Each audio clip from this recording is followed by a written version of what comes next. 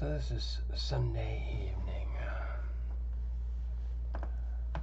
late September 2024. I'm really concerned about the state of our world today. We have basically two kinds of states. One state relies on falsehoods and false witness gains, prosecuting their illusions over the reality of life as it is. Life as it was engineered and crafted to be. When it doesn't fit their fantasies of what they would like it to be instead of what it really is, they come into kind of a juxtaposition with themselves and sparks fly. And we have people so invested in their own lies, because both sides are bullshit. Understand? It doesn't matter what kind of an ideology you're running with, doesn't matter what kind of principality you have, whether it's a monarchy, a democracy, a republic, or what matters are the people, the wits of the people running the place. And right now, the wits of the people running the places worldwide are leaving something to be desired. Can we say this with some authenticity today? You know, nobody has listened to us much over the last 10 years. I don't know why I bother. We were telling people 10 years ago that, you know, if you don't strap on a set of manners real quick, you're going to lose your world reserve currency status, you bumblefucks. But for chatting like that, I was turfed from Twitter and from everywhere else that could walk, talk, or juggle rocks.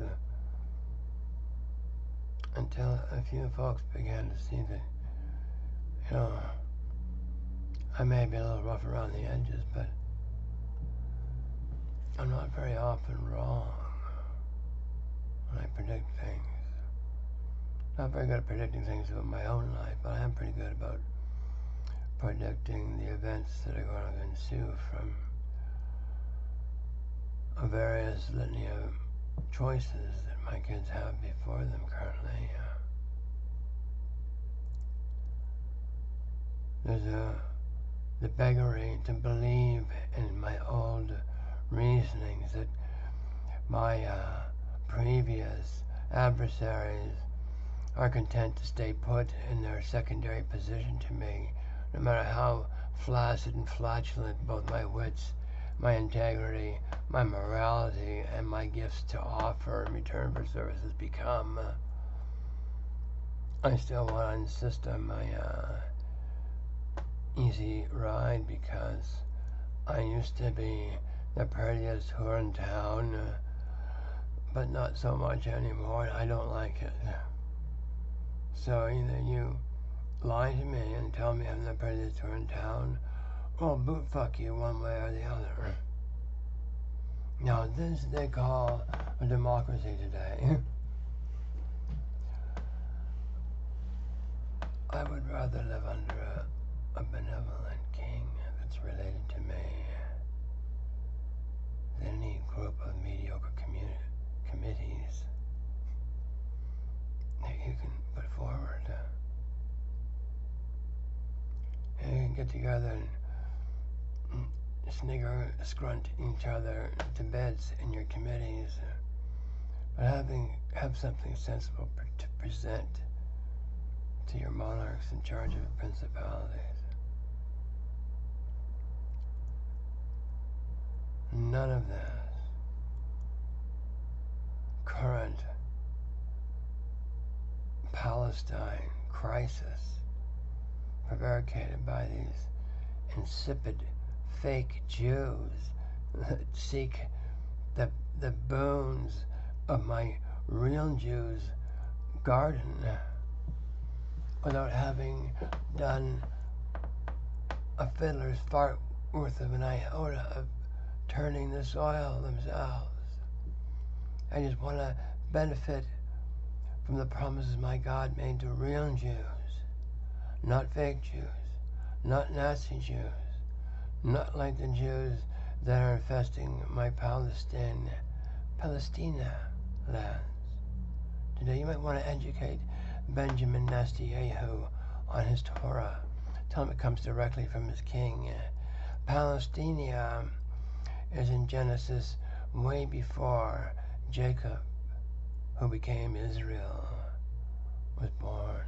Benjamin, you lie. And there's no promised land going to be born in lies. Nor will the state of Israel be born in lies when it really comes.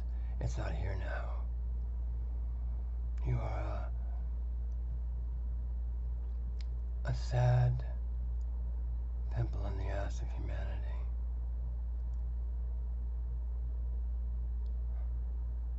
Looking for credibility, you have to demand, force, and pretend and lie clear across the universe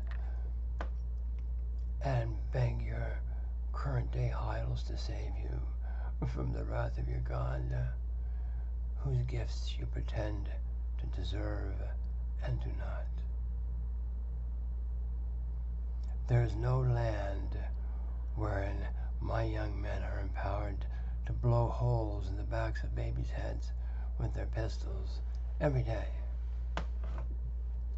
Every day, a doctor I've never met before, never see again in my life, probably, said to me, all the time I was there, this is a man who's risking his life to serve my kids, a man who humbles his king by virtue of his doings, not his froth at the mouth, by his doings, the honesty of his doings. I love this man said to me and the rest of the world, every day I was there, at least one child, one Palestine child, had a bullet in the head. I can tell you this, the Palestine folk were not putting bullets in their own children's heads for